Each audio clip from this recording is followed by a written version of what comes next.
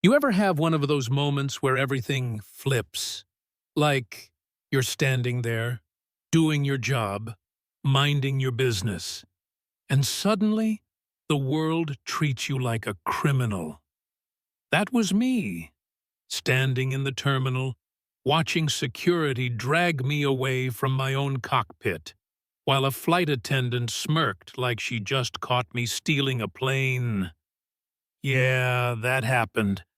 20 years of spotless flying, and in an instant I was just a suspicious black man with a badge. I'm Darren Cole. I've been flying since my early 20s, and for the past 15 years, I've been captain at NorthJet Airways.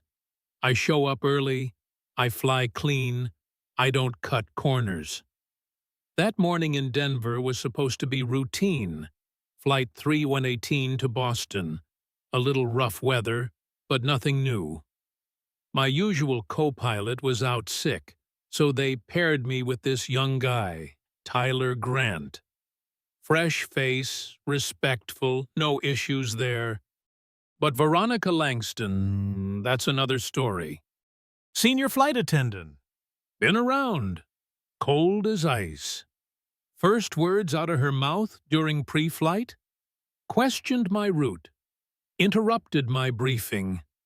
Then turned and looked only at Tyler, like I wasn't even standing there in full captain stripes. I mean, I've seen that look before. The "I don't trust you" stare. And trust me, it wasn't about my flight hours. Every little thing, she aimed it at Tyler. Coffee? Got his perfect. Mine? Oops, forgot. 3 times. She made sure the passengers saw him as the authority, told an elderly couple that he'd get them through turbulence safely, while I stood 3 feet away. And then I overheard her say it, whispering to another crew member just outside the cockpit door. I never feel safe when these diversity hires are in charge. Said she wondered if they lowered standards for people like me. I'd like to say I was shocked, but I wasn't. I was tired. I've spent my entire career being twice as good just to be seen as enough. One mistake from me doesn't get treated like human error. It becomes proof I never should have been there to begin with. Then things got dangerous. While I was out greeting passengers, she accessed our flight plan and changed it. Altitude, routing, the whole thing. The edits would have flown us straight into a storm system. I caught it just in time. Tyler saw it too. I asked her why. She said, "Must have been a glitch." Smiled like she was doing me a favor. And then I got a text from my mentor, now a NorthJet executive. Watch your back. Rumors flying. That's not a message you ignore. Mid-flight, we hit some rough air despite the adjustment. Then came the emergency. Elderly man, chest pains. I coordinated with MedLink, stabilized him, and kept the plane smooth while navigating around the storm.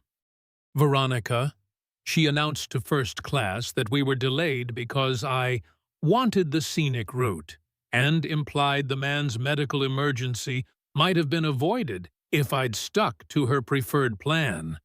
You know what I mean? She wasn't even subtle. And then came her big move. Right before we landed, she found a calculation sheet in the front galley. Looked like my handwriting, but wrong. Sloppy. Faked.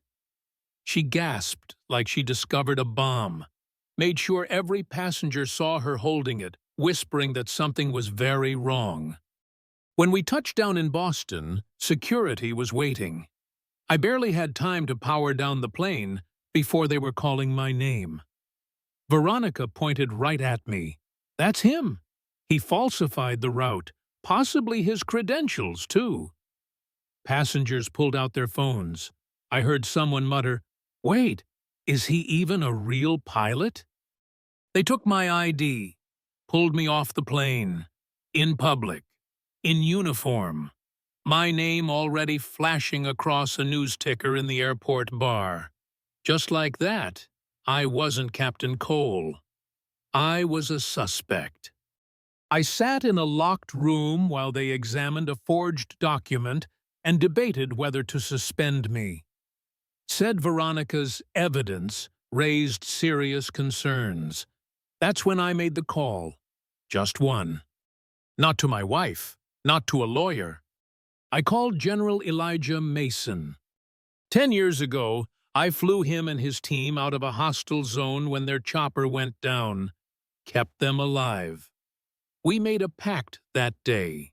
If either of us ever got in deep, we'd answer the call. I said 2 words. Cobalt 1. He said, hold tight. 15. And he meant it. 15 minutes later, FAA officials walked in with a military aide. The same folks who'd just been questioning my integrity were now calling me Sir. Returned my credentials, apologized. I was escorted out of that room and into a hotel suite with full accommodations. But I wasn't relieved. I was furious, because this wasn't over. Veronica wasn't just some bitter worker with a grudge. She was part of a network. People in the airline calling themselves traditional aviation values. I'm not even kidding. They'd pushed out at least 7 black pilots in 5 years, all after similar complaints. Her uncle, on the company board. Yeah, connect the dots. A younger flight attendant named Tasha reached out. She'd seen it happen over and over. Same tactics, same targets. We gathered emails, logs, reports. Tyler, my co-pilot, confirmed everything. Even said they pressured him to change his statement. Told him to rethink his future if he defended me.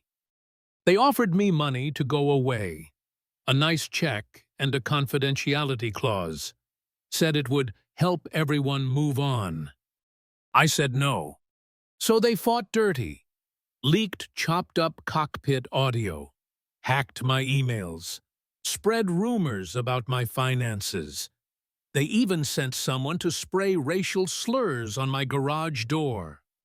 But here's what they didn't get. I wasn't just trying to save my career anymore.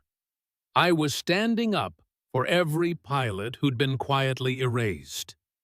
For the kid watching from flight school wondering if they even had a chance. With help from military friends, journalists, and brave insiders like Tasha, we blew it open. FAA launched a full investigation. Veronica? Fired. Her uncle? Out. NorthJet executives? Suddenly very cooperative. But the system? Still standing. And that's where I leave it to you. Have you ever watched someone get punished, not for what they did, but for who they are? Have you ever stayed silent when you knew something wasn't right? Tell me. Drop a comment. Share your story. Speak your truth. Because this isn't just about airplanes and uniforms. It's about the walls we let stand until someone says enough. And I'm saying it now. Enough.